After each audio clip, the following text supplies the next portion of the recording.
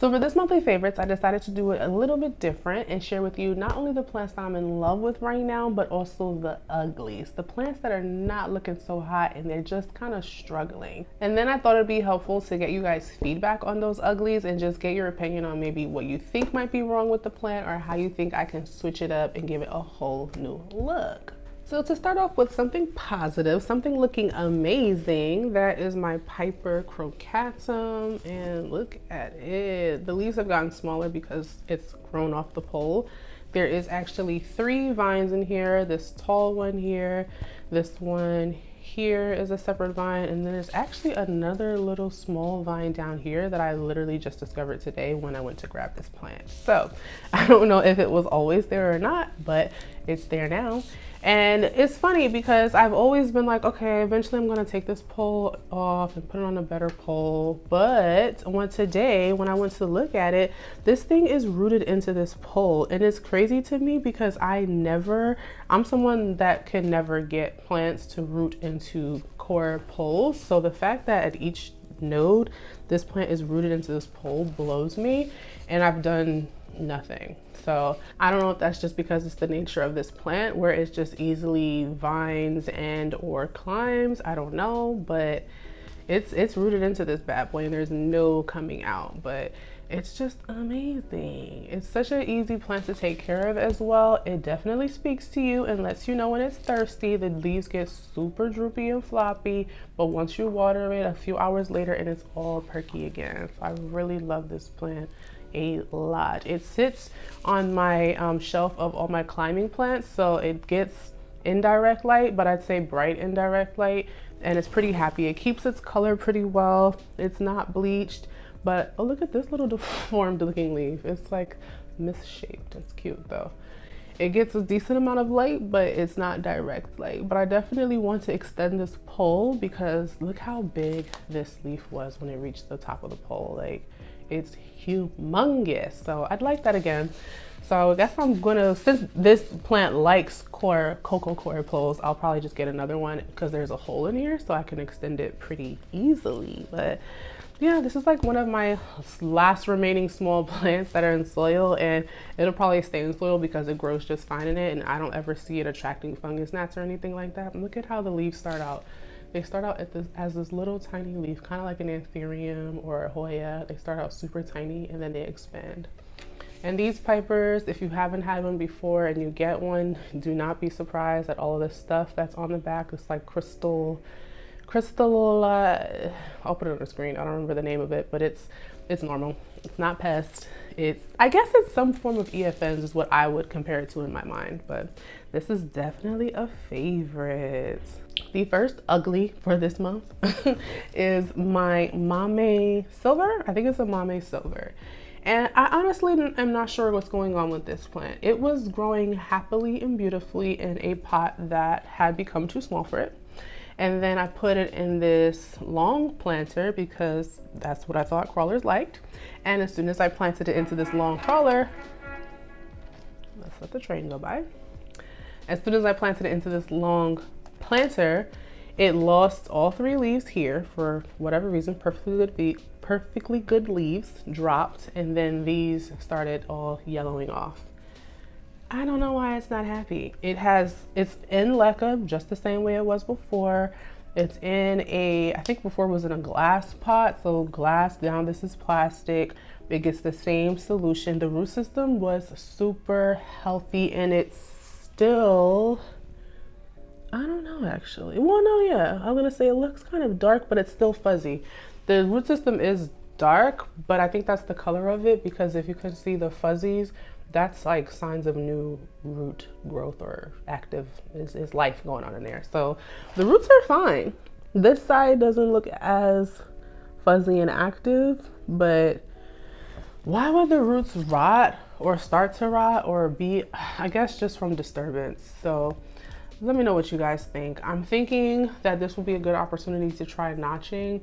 I never needed to before, but this might be a good reason to try it because these, let's see, this is the back of the plant and all of the roots are coming from these few nodes here, and this whole front, oh, it is starting. Okay, I gotta bury it back. Okay, So I keep having a hard time. I keep trying to bury this about halfway into the leca so that this could happen, but it kept coming up, but it started to happen. So I gotta make sure I put it back in there because I want this to root along the stolon so that if I do try to do the notching or if I do try to chop it or whatever, I have some root systems to work with. So I gotta put it back. Oh, it is. Oh my God. Okay. After this, I'm burying this back into the leca because I'm like, oh, it's pointless. I buried it into the leca. It's not doing anything. It is doing something. So we're going to put this back. That's going to be the first step. But let me know what else you guys think I can do to make this not look so ugly. The next favorite is this Anthurium. Now this, I want to say, is a Doc Block crossed with Crystallinum. And look at how pretty this leaf is. Like, oh my goodness, the color of this leaf, it has a bluish, like a dark, I don't know if it's coming up because of this window right here, but this is like a dark bluish compared to like, I was gonna show you another Crystallinum cross to show you. I'll just put it on the screen. But yeah, it has a different color to it. And then the sinus has like a little bit red tone to it, and this is especially special to me because I grew it from a seed. I did the seedling race. I think I mentioned it before to you guys, and yeah, I got this as a little tiny seed.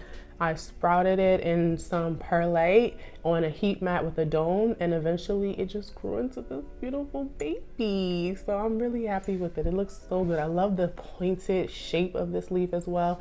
I don't know what happens to this leaf, but this one is fine. This one was kind of like the first really, how can you say it? Like the first leaf that because it comes out, if you've ever never grown a seedling before, an Anthurium seedling, it comes out with a bunch of little baby leaves and they don't have much character to them.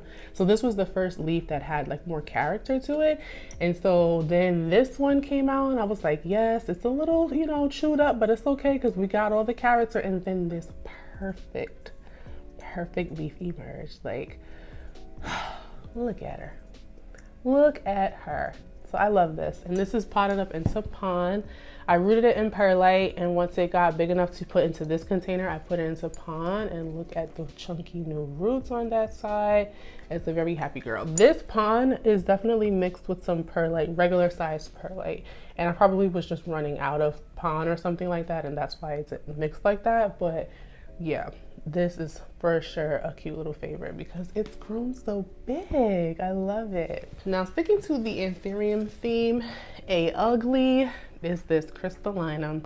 And this is not particularly ugly like the plant. It's wild. It's wild, and it just needs it needs attention. Like, it has a lot of yellowing leaves on it, but also the older leaves are super bleached from when I had it closer to the window. But then you can see all of these new leaves coming out. Like, this thing puts out crazy amount of new leaves at one time every time. But also I'm wanting to experiment with growing Anthuriums in a different type of container because I'm always getting these tips like this. They yellow and then they brown. And so I want to experiment with trying it in a net pot situation instead of a closed situation. But I want you guys to tell me what you think, because I'm also interested in I ordered a free home water test. So a test kit, I should say. And then I'm gonna give them the water sample so that they can test it for me. I'm doing it through the company that sells the Jack Houseplant Special. I think it's J.R. Peters. And so I really want to try that out and get some more information about my water, because that way I can take more seriously what I'm doing with my fertilizer or what I'm doing with my water and everything, to see like what I should be putting in, because people swear by CalMag, but when I tried CalMag, it left such heavy deposits on my substrate that I didn't like it. So I stopped using it, and then I stopped getting that after I stopped using it. So, but I do want to try something different. I've been using the Jack's Houseplant Special and I love it, but I am getting these different little things at times on my plants. So I'm thinking like maybe I can try something different. But let me know what you guys think. What in your opinion causes these tips right here? Some people say that it's the closed system. Some people say that it's the water or underwatering or the quality of the water. Let me know what you think. Give me some ideas. But Overall, I definitely need to get rid of these older ugly leaves. I definitely want to figure out how to prevent this. And then I did move it. So this leaf got bleached on another shelf. So now it's on this shelf behind me. So I'm hoping that these new leaves will stay darker, which you can kind of tell that that is happening with this newer leaf here. It's darker than all the other leaves.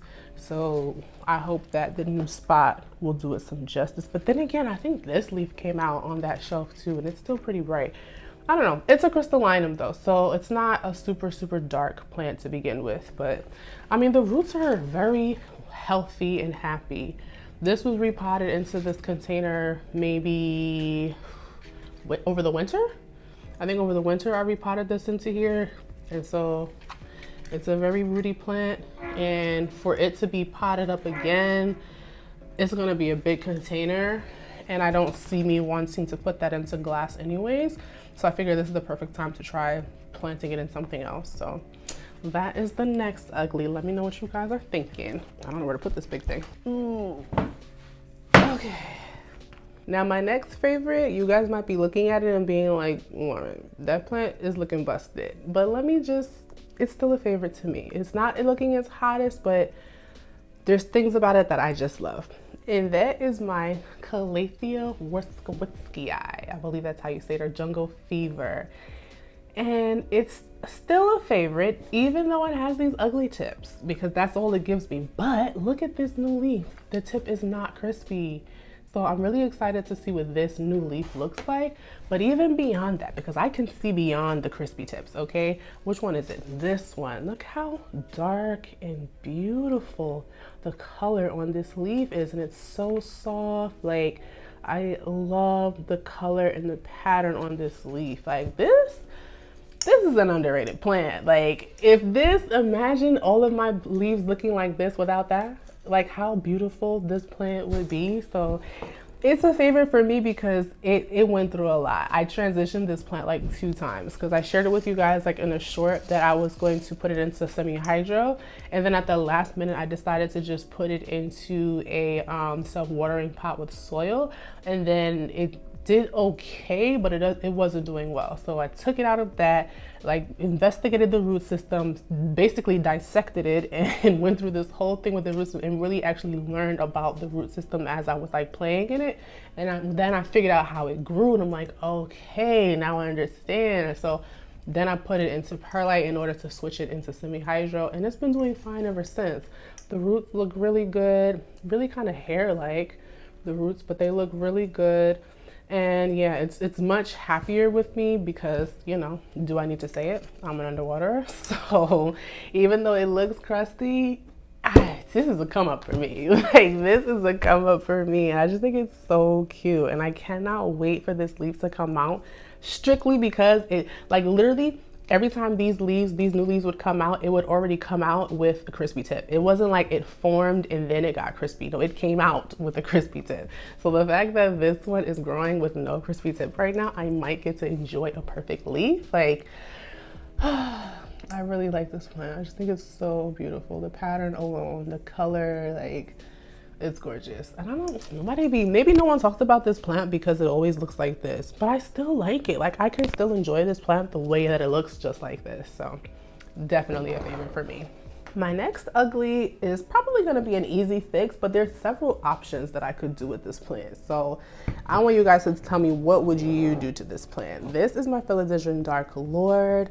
I've had this for probably over a year now, and I believe it only had like these bottom leaves here when I got it, and you see how nice and compact these are. And then it started giving me such long internodal spacing, and then some leaves came out like this or like this. Like, this didn't, I think maybe it got stuck in the caterpillar and that's why it looks like that. And then yeah, like it's just growing wild, so it obviously needs some support, and it's just crazy. But look at the aerial roots, like, they want to be somebody. It wants to attach to something. So I have several thoughts on what I could do. One of them definitely being taking it out of soil, just because it just looks gross. Like, look at it.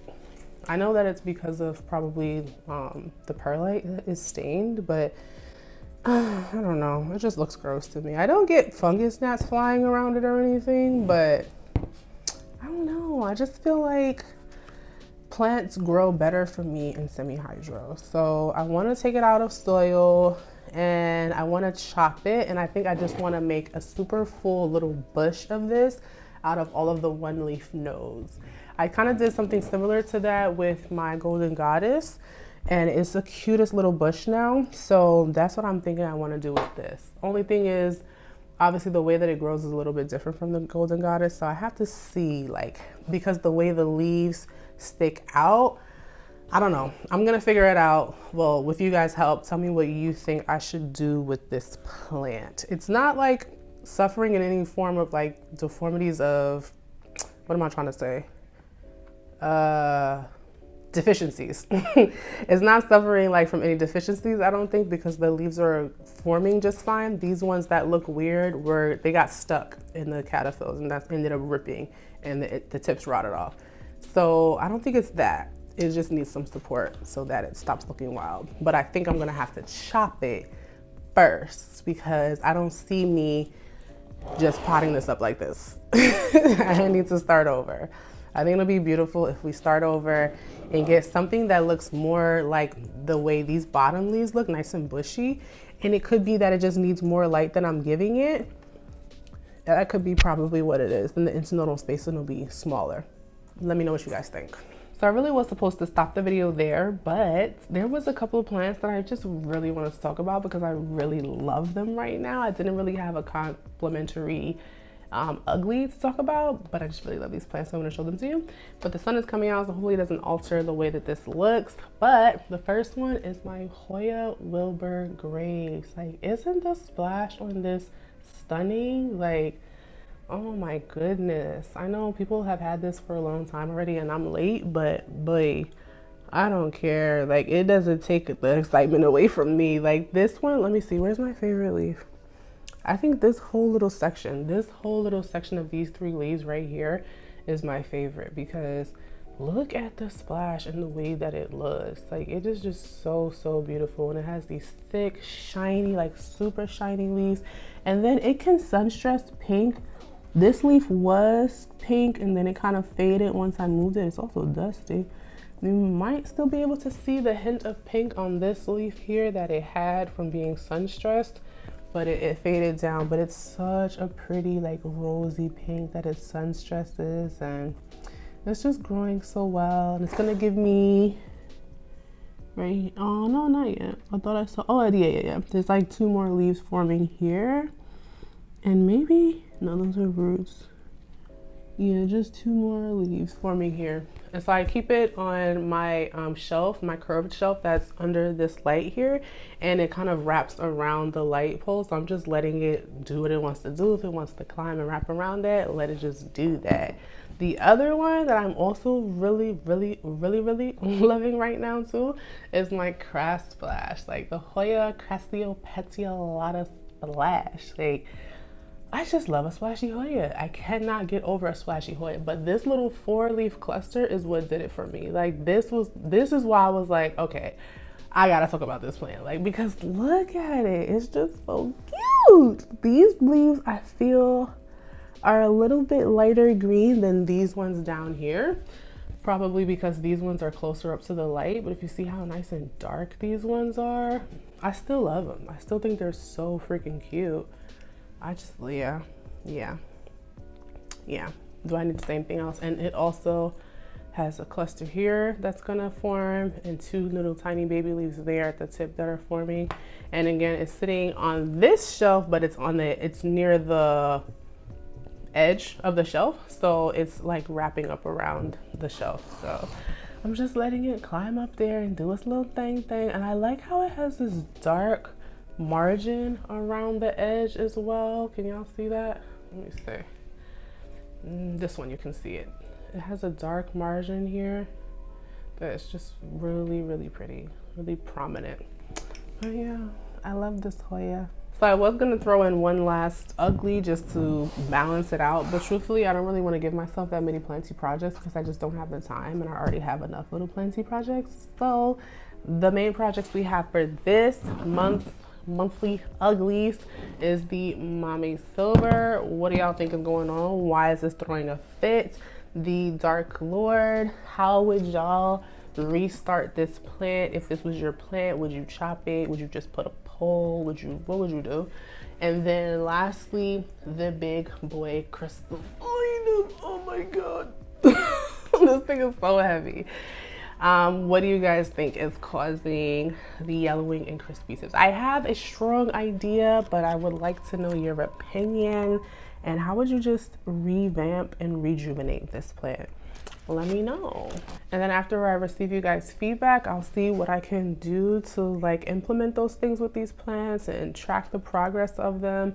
And then I'll come back. It probably won't be a month. It probably be maybe 2 or 3 months. I'll come back, do another favorites, and then give you an update on the uglies. And hopefully we won't have any more new uglies, but you know, plants just be doing what they want to do. So we probably don't have some new uglies. But anyways, I will see you then.